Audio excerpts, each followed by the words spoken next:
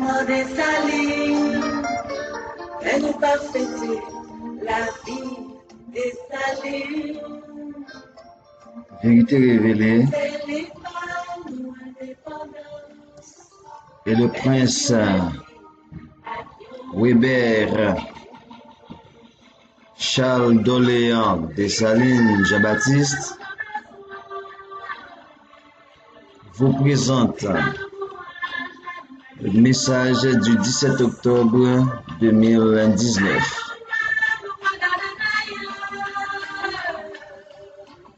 La maison impériale et la ville de Dessalines prennent la parole.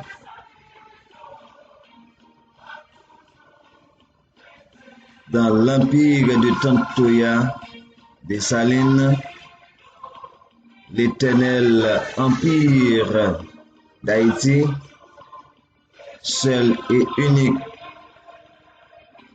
empire de la liberté sur la terre. Le 17 octobre, jour à jamais souligné dans le calendrier de la planète Terre, à cause de son objectif macabre, est, dans un sens, ce qu'il y a de plus triste et vil,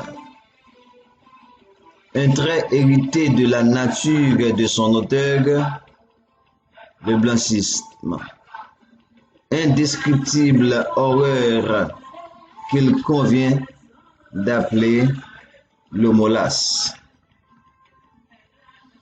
La particularité de la tristesse et la vilenie de ce jour, lequel s'inscrit dans une infinité d'autres, avant comme après l'acte innommable, est le fait qu'il arrive, sous prétexte que le nègre et la négresse sont naturellement faits pour servir l'homme blanc, le blancisme, pour bloquer, voire effacer, s'il était possible, la diffusion de la résistance négro-géléphone à la blancismique, c'est-à-dire offensive déchaînée et meurtrière, ce qui est sans doute un démenti ferme et irrévocable à l'idéologie de l'homme et celle de l'esclave naturel qu'elle abrite sous ses ailes, ainsi que la victoire incisive et décisive qui en découle sur le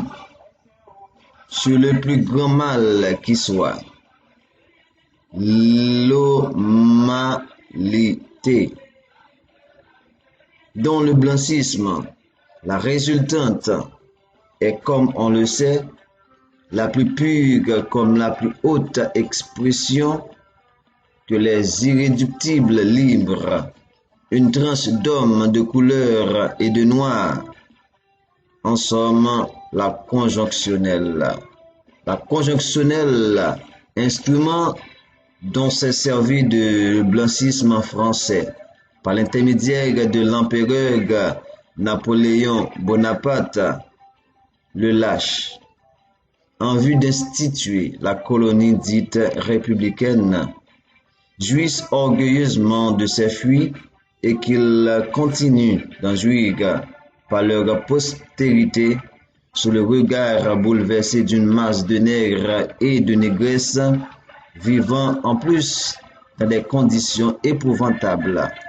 Une situation qui, dans tous ses détours, contredit la résistance et la finalité immédiate. Et ce n'est pas tout. En accord parfait avec le blancisme, ces livres ont, sans l'ombre de doute, permis aux racailles de la terre de réussir.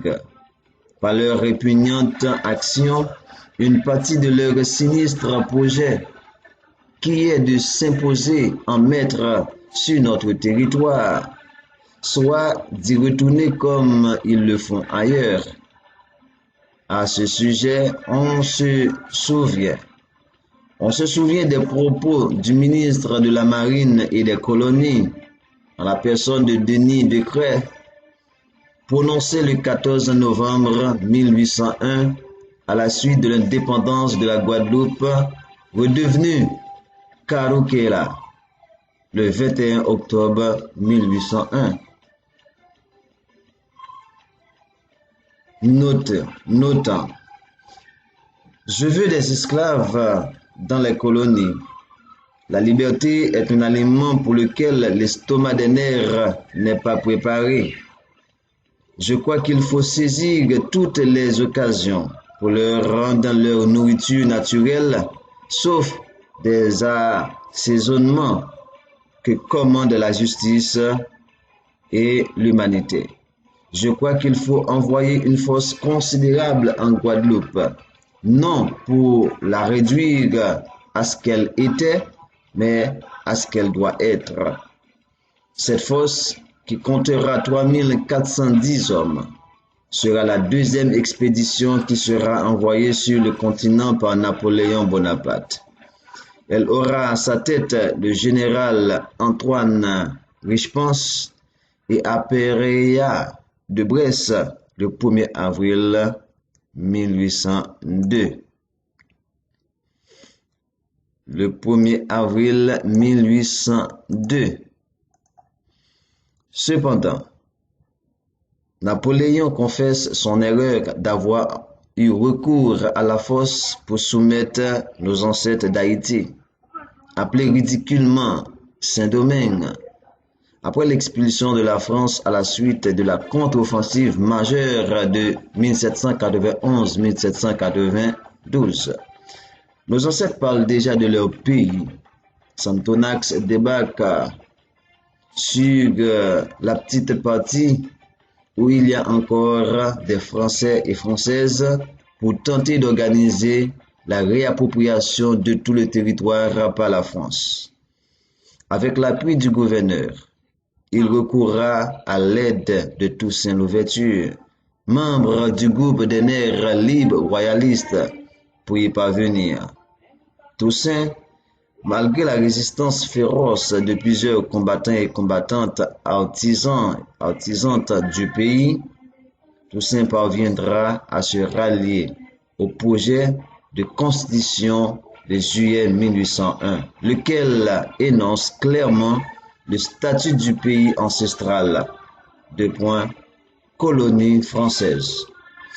Il s'agit d'une tentative de restituer officiellement à la France la terre perdue en 1791-1792.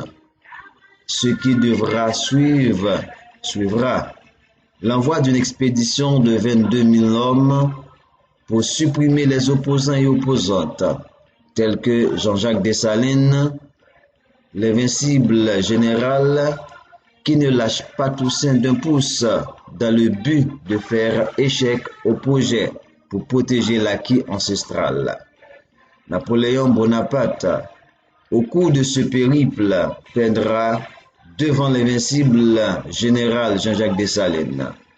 Il tentera de nouveau le même coup avec le général Jean-Louis Ferrand, lequel connaîtra le même sort que le général Leclerc, battu par le missionnaire divin Dessalines. Ces expériences suffiront à convaincre Napoléon d'utiliser un autre moyen, l'empoisonnement de l'invincible général Dessalines. Un assassinat par l'amitié et à travers les irréductibles livres. Ainsi naîtra la République, dont le statut officiel est une colonie. Cette colonie, dit Napoléon durant son exil sur l'île Sainte-Hélène en 1816. Ce vocabulaire correspond au texte du faux projet constitutionnel de juillet 1801, stratégie de Napoléon, à celui de l'entente qui sera signée entre Charles X et Jean-Pierre Boyer, savoir la partie française de Saint-Domingue, surnom de la colonie de Saint-Domingue, ainsi qu'à ce fréquent discours opaque durant longtemps, mais transparent aujourd'hui par ce texte. Deux points. Première constitution d'Haïti. Quelle obscénité! Référence faite au texte de juillet 1801, statut colonial, lu par Toussaint Louverture, le libre royaliste. Il y a là une logique implacable. Il fallait faire ça en douce, sans tambour ni trompette, selon Napoléon, pour ne pas mettre en branle la munalité du peuple endogène. C'est le sens premier du 17 octobre, date de naissance de la Haute République d'Haïti, une colonie blanchiste qui énonce le retour des racailles. Il fallait faire ça en douce, sans tambour ni trompette,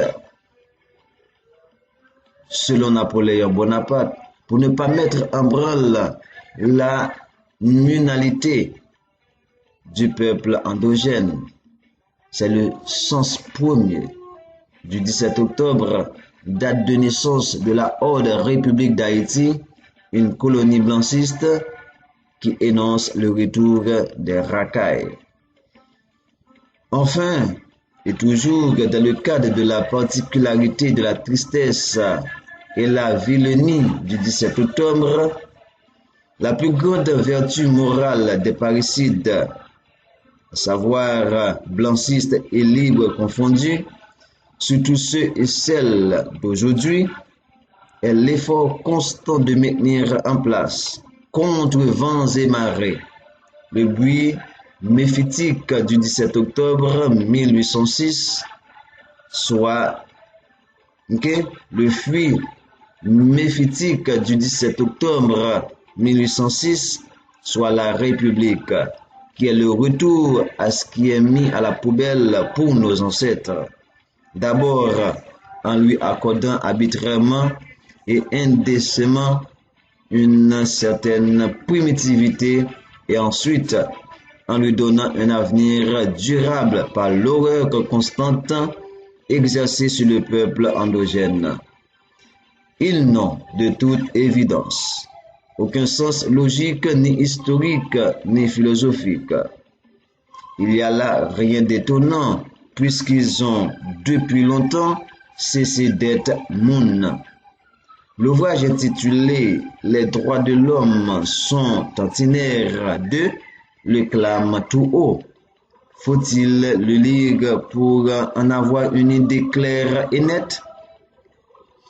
Dans l'autre sens, lequel se détache complètement du premier, la spécificité de la tristesse et la vilenie du 17 octobre est la mise en évidence, une fois de plus, de l'éternité de l'Empire d'Haïti par ses origines, soit notre Dieu, bon Dieu, Matelas et Jean-Jacques Dessalines, produit de la supériorité avérée de l'ancestralité, missionnaire divin et empereur de la côte munale, parce que le parricide, au lieu de conduire à l'anéantissement, tant désiré de la plus grande réalisation de la planète, l'empire de Dessalines, le blanchisme contribue au contraire à son éclosion dans le monde.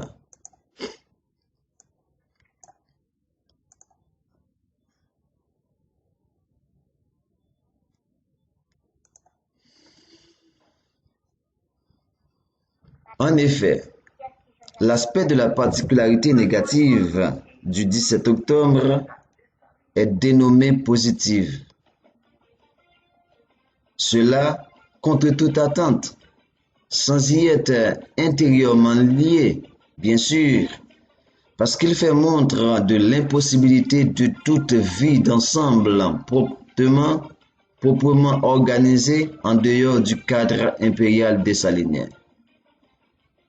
En effet, l'aspect de la particularité négative du 17 octobre est dénommé positif, cela contre toute attente, sans y être intérieurement lié, bien sûr, parce qu'il fait montre de l'impossibilité de toute vie d'ensemble proprement organisée en dehors du cadre impérial dessalinien.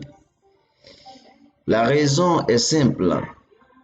Cet extérieur n'est fait que de confusion, dont résultent des tourments et douleurs incommensurables qui ne peuvent être vaincus,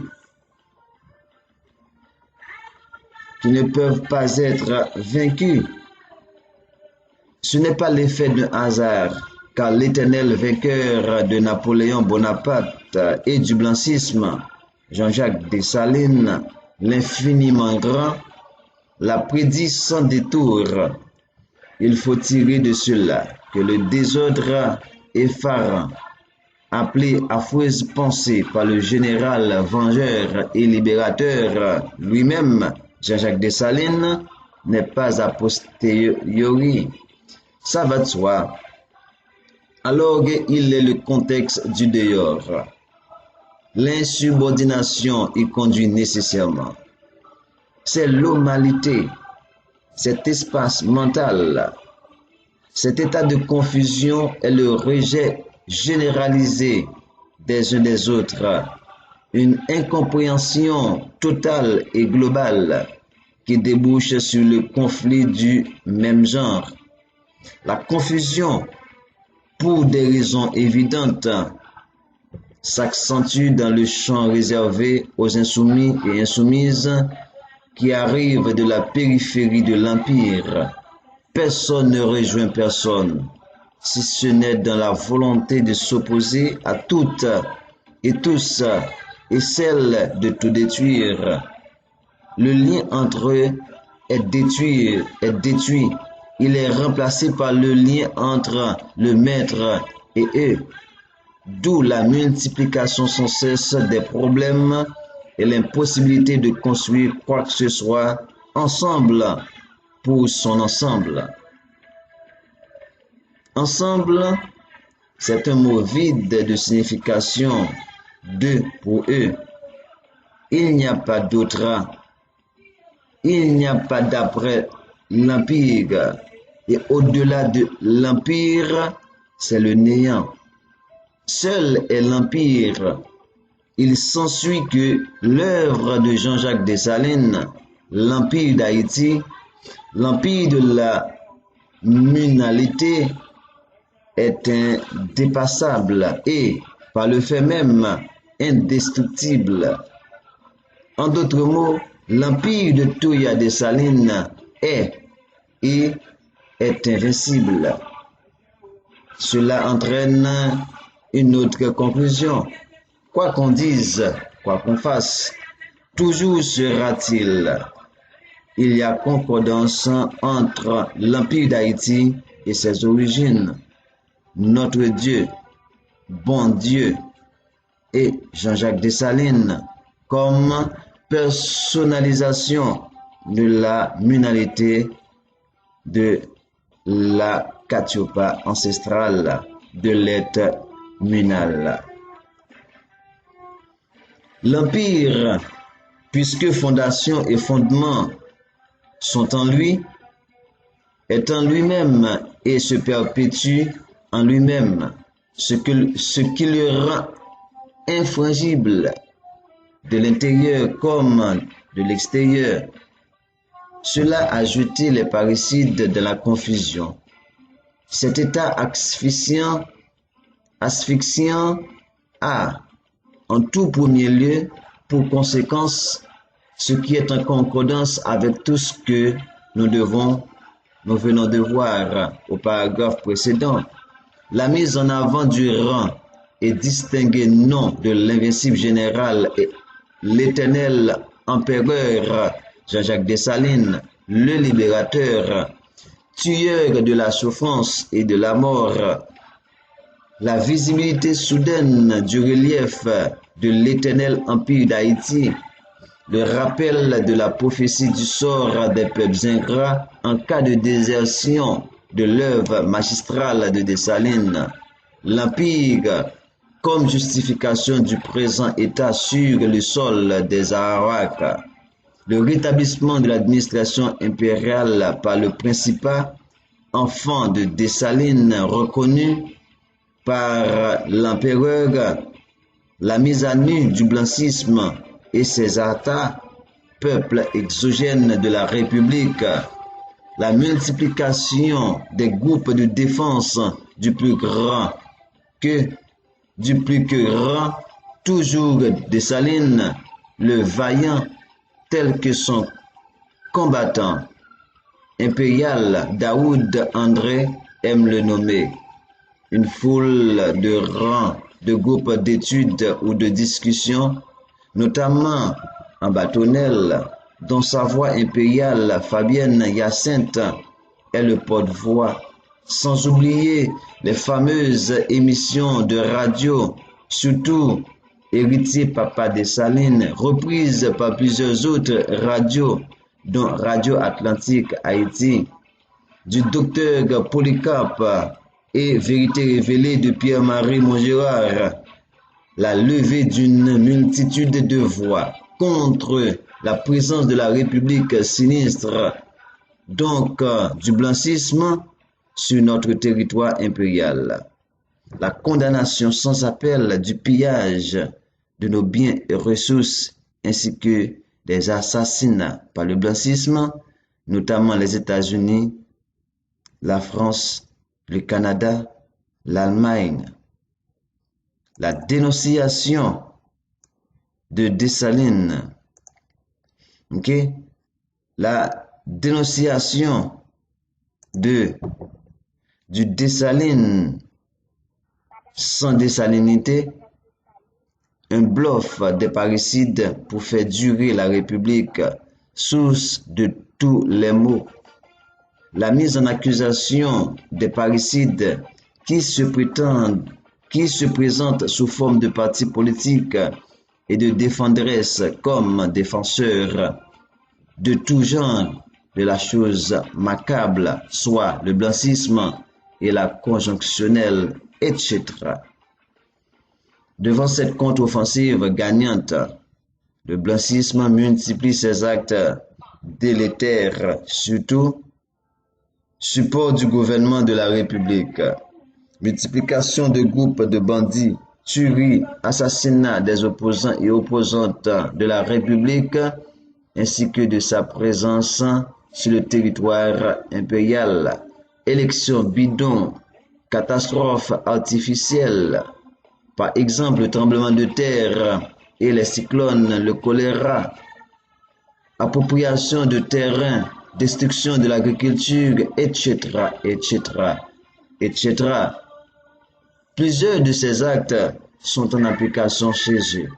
Même dans leur propre pays spolié, ils ont mis en place une chasse à l'homme originel, le nègre. Les gens qui défendent l'intégrité du territoire impérial et la pureté du lisaï, mode de vie unitaire Nego-Katiopa. Par exemple, Sa Majesté Weber Tsekoua Dessalines d'Orléans Charles Jean-Baptiste rencontre toutes sortes de difficultés à travers une vie simple qu'elle mène au Canada à la manière de son père Jean-Jacques Dessalines, dont il est le premier héritier de la 7e génération. Les autorités de ce pays lui barrent la route en tout. Tous ces actes venimeux se posent dans la plus simple inégalité. La dictature féroce canadienne n'est pas soumise aux lois qu'elle se donne. D'ailleurs, c'est une des priorités de son essence nocive depuis plus de 20 ans par des publications de toutes sortes, lesquelles parcourent en tous sens la planète Terre.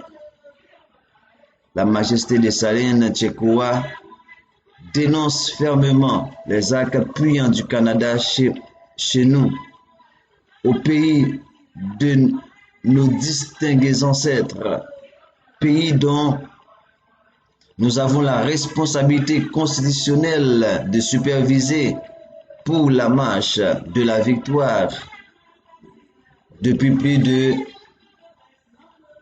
20 ans aussi. À cause de son travail, la personne de la Majesté Prince Tchekoua, il déjoue constamment les pièges de ces autorités canadiennes, de ces prédateurs et prédatrices dignes de leur profession, calmement, car il est un être supérieur, le divin Fils du divin messager libérateur, l'éternel vainqueur des blancistes. Il les regarde qui nagent dans leur folie meurtrière, la blancisme-mesque. Elle se révèle de plus en plus au grand jour en recourant au service de simples citoyens et citoyennes pour le succès. Succès qui tarde à venir et qui ne viendra certainement pas de leur objectif macabre. Ils ne voient pas comment, arbitraire et scepté, pourrait-elle y parvenir. Ici encore, l'échec sera total et capital. Il en est de même pour les autres enfants de l'Empire d'Haïti. Toutes les issues sont fermées par la loi, qu'elles soient respectées ou pas. Et reste la loi. Et chacune n'est responsable que de ses actes. Cela est fondé et scellé dans l'individualisme régnant. Qu'il le veuille ou non, ce principe vaut pour tous les lieux où vivent les blancistes parce que c'est notre loi, la loi à laquelle nul ne peut déroger.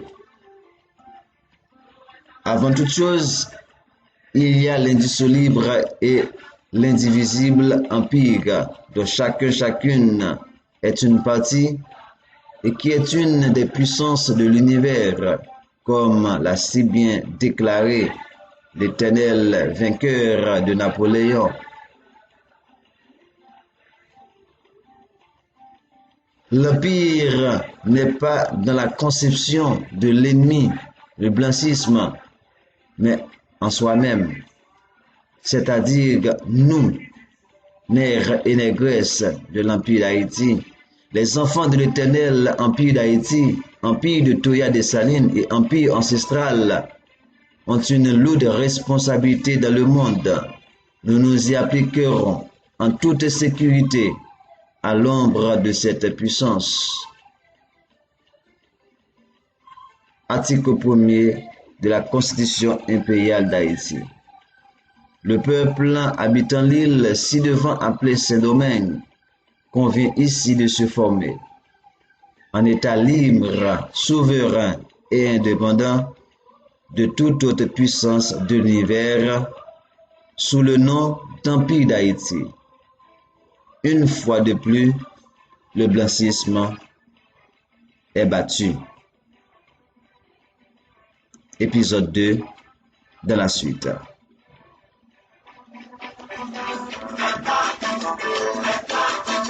C'était votre frère Pierre-Marie Montgérard dans Message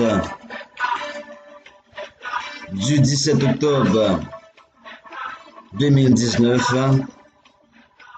Jean-Jacques Dessalines, l'invincible,